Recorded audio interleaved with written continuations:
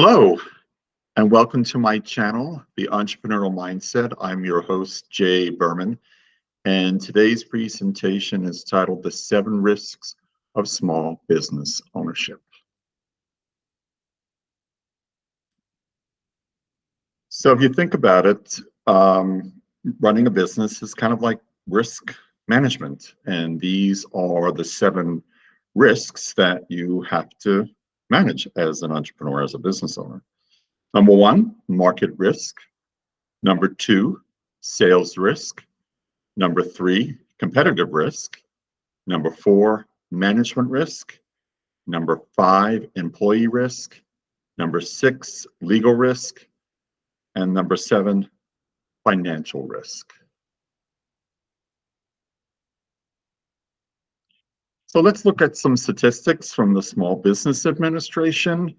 A small business is defined as having less than 500 employees. Small businesses employ about 50% of the workforce in the United States. Small businesses comprise of 99% of all businesses.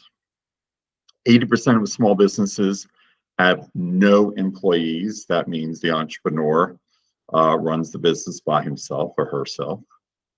About 33 million people are small business owners in the United States, or another way to look at it, it's 10% of the adult population in the United States. So 1 out of 10 people, 1 out of 10 persons in the United States is self-employed. They own their own businesses, and that's how they make their living.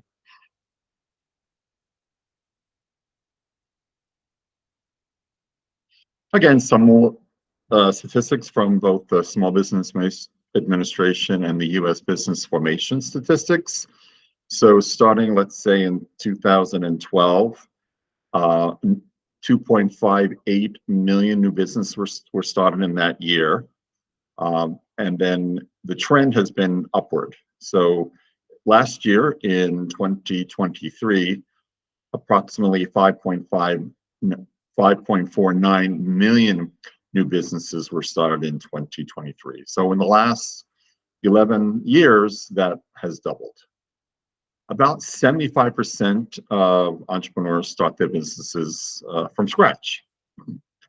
Another 25% are where the entrepreneur purchased an existing business. About 66% of new businesses start in an owner's home, kitchen, living room, garage.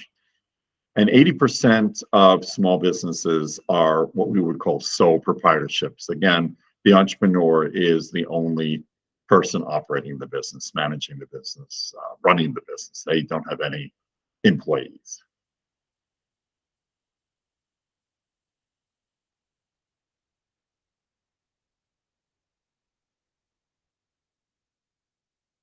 So how much money can you make being a sole proprietor or business owner? Well, according to payscale.com, the U.S. national average income for everybody in the country, both people who work for themselves or work for somebody else, is $59,428. Now, if you're a small business owner, your average income is about $69,000. So the range is between $32,000 and $147,000 if you're a small business owner. That's your average salary, falls within that range.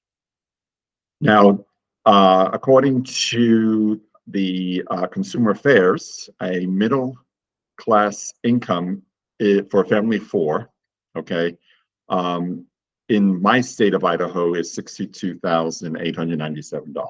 That's the bare minimum to be considered middle class. Now, if you go onto their website, Consumer Affairs, I gave you the link, you can see what the income is for your state, bare minimum, to be considered middle class. Now, why is this important?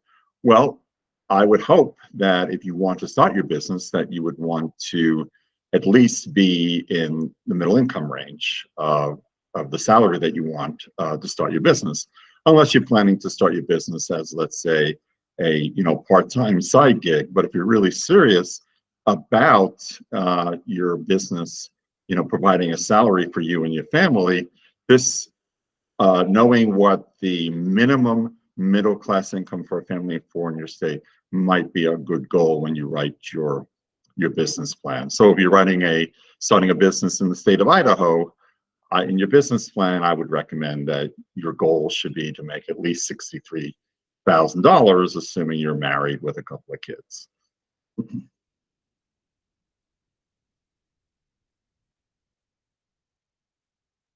Now let's talk about the survival rate of small businesses. This comes from the U.S. Bureau of Labor Statistics, also called the BLS. So the survival rates for 80% of businesses survive the first year, but 20% fail. If you go to year two, now your survival rate's maybe 70%, or your failure rate is 30%. When you get up to year five, 50% of all small businesses have failed. Only 50% actually survive. And past 10 years, the survival rate goes down to 30%, 70% have either shut their doors, filed bankruptcy.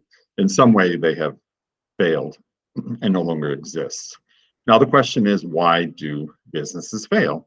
Well, one reason is maybe just poor business planning. Maybe the entrepreneur didn't write a business plan and just started the business, without any plan in advance. I have a separate video on how to write a business plan.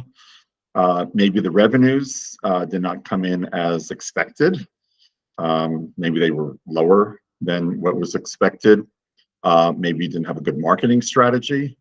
Marketing strategy includes your price, your product, your place, your promotion. Maybe you didn't hire good employees. Maybe the competition was too tough. Maybe you didn't have enough industry or management experience. And also maybe your personal finances. A lot of people, they start businesses, but they have high debt, credit cards, student loans, car loans, a mortgage. They're just not, prepared from a personal finance point of view to start a business. So that's something to think about. What are your personal finances when it comes to starting a business? So let's talk about the first risk. The first risk is market risk, which I define as unable to persuade enough potential customers, in other words, your target market, to become loyal customers, in other words, frequent buyers. Now the question is, why are people not becoming frequent buyers, loyal customers? Well, maybe the first reason could be the product's not perceived as better than competitors. You didn't make that case, that value proposition, that what you're offering is better than what is currently available. Perhaps your product is just too new, so your target market just may not be ready to buy. Maybe your target market has changed or in decline due to demographic trends. Say, for example, you're selling to kids. Well, young people are getting married later. They're having fewer kids than they did, decades ago. That's something to think about.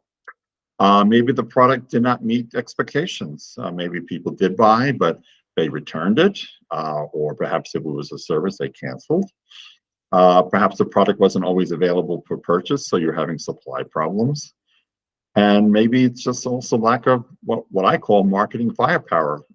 Your advertising just did not make enough people aware that you're out there. And that's a major, major problem when it comes to starting a business. How do you make your brand aware when you're a brand new company?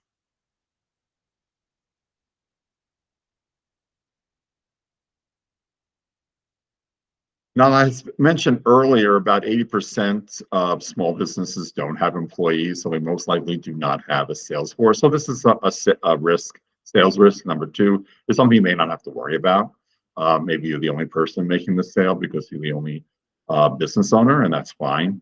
But in case you do need a sales force, just be aware that you most likely, if you get into Salesforce, you probably have the kind of business where you're actually selling to other businesses. And the question is, what is their pain point? Their pain point is that businesses want a better solution that increases their profits. So you have to demonstrate whatever product you're offering, good or service, will it increase revenues or lower expenses? Okay, so business owners only want to hear how you're going to increase their profits. Do you have a good prospecting plan for identifying and contacting prospects? Do you have an application process for hiring good salespeople? That could be expensive. How are you going to pay them? Are you going to pay them with strictly a salary? Is it going to be strictly commission? It's going to be a combination of both salary and commission. Again, that could be expensive. You can have some sort of training program. Again, that could be costly. And are you going to have some sort of system to track both prospects and salespeople through your sales process or your sales funnel?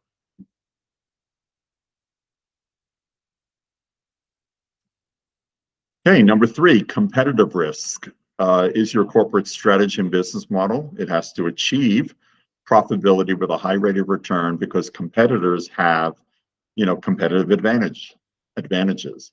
So the question is, what is a competitive advantage? Well, I define it as an ability or function that enables a competitor to be formidable in its industry. Okay, so it's a competitive advantage that makes a competitor very, very strong.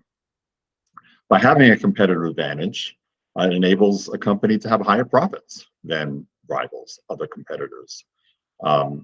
A competitive advantage could be it's a premier brand that customers prefer because it's a better brand. It's perceived as offering better choices, solutions, options. Despite valiant efforts by competitors to persuade buyers to switch, you see that all the time in the cell phone industry. You got AT&T, T-Mobile, Verizon, Mint, Cricket, all these cell phone companies all trying to encourage you to switch, and they all make the case that they're better than the next cell phone company. So it's very, very common that competitors are trying to get you to switch to their service, and they're trying to make the case that they're better than what you already have. And the reason that you don't move to, let's say, another cell phone company is because it's not perceived. You don't perceive it as offering better service. So if you have AT&T and you're happy with AT&T, then you're going to stay with AT&T.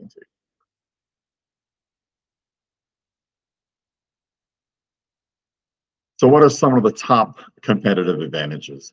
Well, the first one I define as product design and innovation. In other words, the company just consistently produces better goods and services. They are just better at designing goods and services.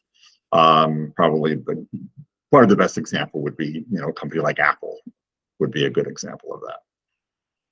Perhaps they have superior technology, either in the area of manufacturing. Perhaps their operations are highly efficient, and they're just better at managing their inventory. In other words, their inventory is always available for customers to buy. There's never a position where something is sold out and it's not on the shelf. Maybe they have marketing firepower, which I had mentioned earlier, is a great competitive advantage. In other words, they have high brand awareness due to large advertising budgets and memorable campaigns. People remember their advertising. But the big thing is the budgets. So if you are a brand new company, you may not have a lot of money for advertising.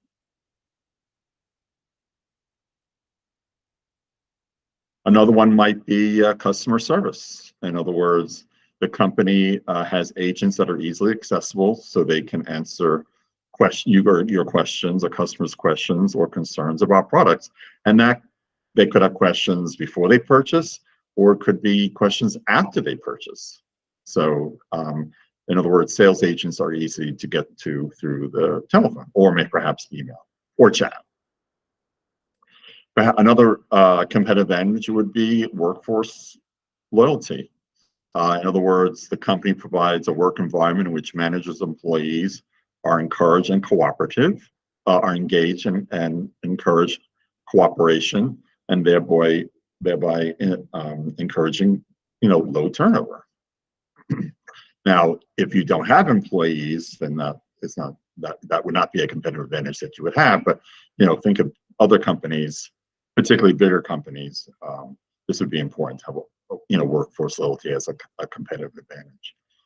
And then, of course, your competitors might have the financial firepower that you don't have. In other words, they simply have large sums of cash on hand. They have easier access to money from both investors and banks. And when you are a new business and you are a new entrepreneur, one of your major financial barriers is being able to raise the money to launch a business and to keep it going.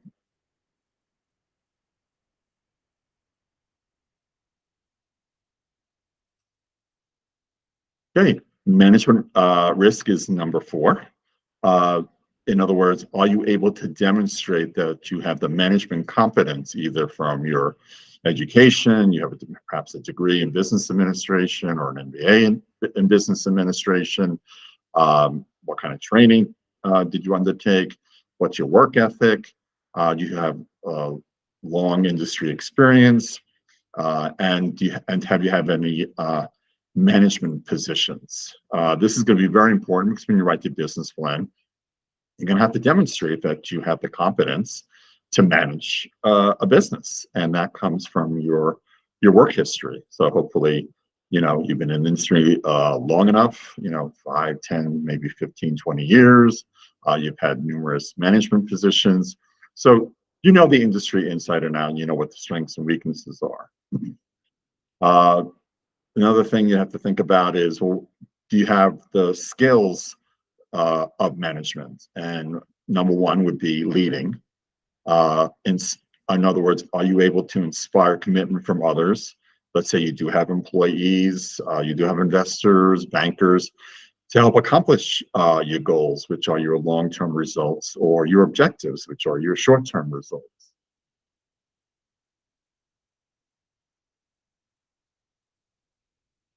Number 2 would be planning. Have you ever set strategies? What kind of decisions have you made as a manager? Do you set priorities for meeting goals and objectives? You have experience doing that. Are you good at organizing? In other words, are you able to bring people together and resources together to turn plans and strategies into actions and results? And the 4th one would be controlling. Do you have systems in place to measure your planned results or actual results, both monthly and annually? I mean, you can do that as simple with a spreadsheet, either Google or Excel, or you have an accountant to help you do that.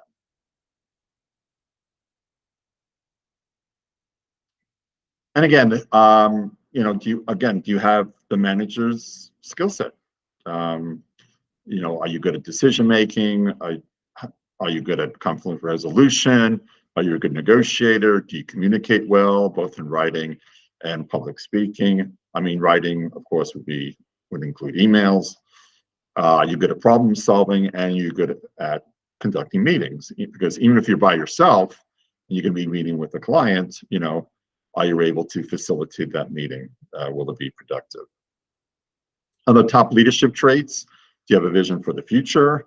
Again, do you communicate well? Are you ambitious? Do you have a lot of self-confidence? Are you creative? Are you knowledgeable? Do you inspire people? Are you pragmatic? Are you honest? And are you dependable? These are all traits that are important when it comes to management abilities.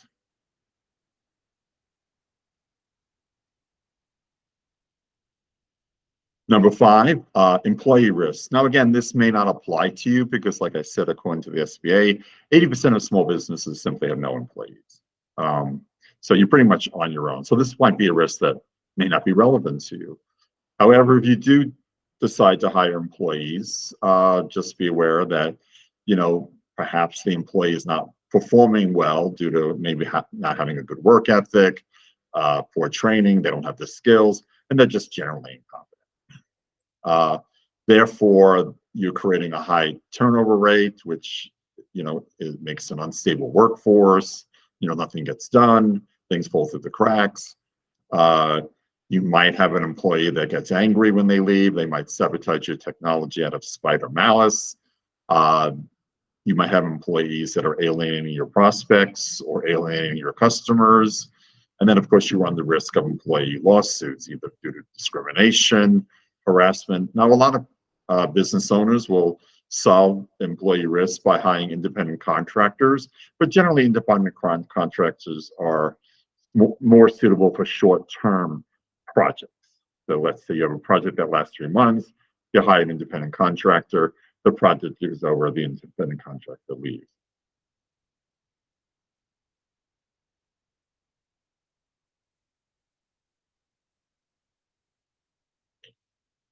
Number 6, legal risk. So when you start a business, you are subject to a lot of laws. They could be local, they could be state, federal. So the government has a huge influence on whether your business will succeed or fail. So it's an important risk. The number one risk would be that the government simply doesn't approve your good or service. That could be a major problem. They may not approve the location of your business. A lot of localities have zoning laws that prevent people from operating businesses in certain neighborhoods and certain locations. The regulations themselves may cause delays in delivery, therefore inhibiting your ability to make promises regarding delivery dates. And then there's the costs of the government legal risks. You got taxes you have to pay, fees, insurance, compliance. And then there's lawsuits. Again, mentioning employees, they might sue you for discrimination, for harassment. Your customers can sue you under tort, negligence, product liability issues. And then, of course, there could be breach of contract issues. So in other words, your suppliers, your vendors, your manufacturers, your independent contractors might sue you because they might perceive that you breached their contract, or you might want to sue them because they breached your contract. So that becomes a major issue.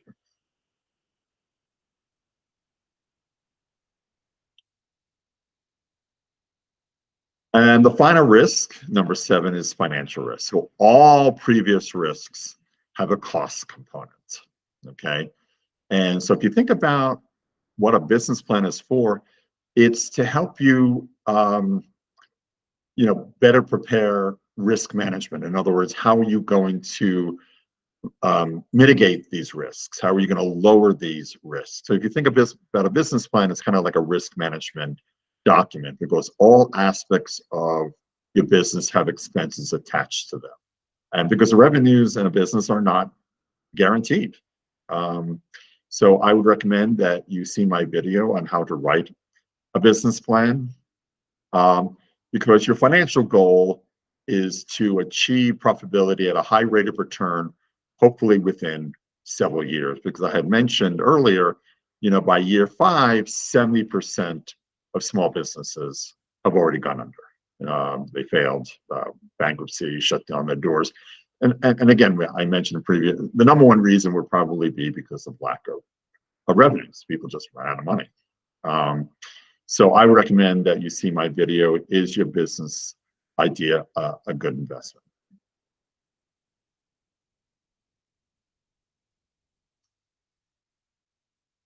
And that's all I have for today. If you have any questions or comments, please use the comment section below. Please subscribe to my channel for more educational content about entrepreneurship. Thank you for watching. Take care and be good.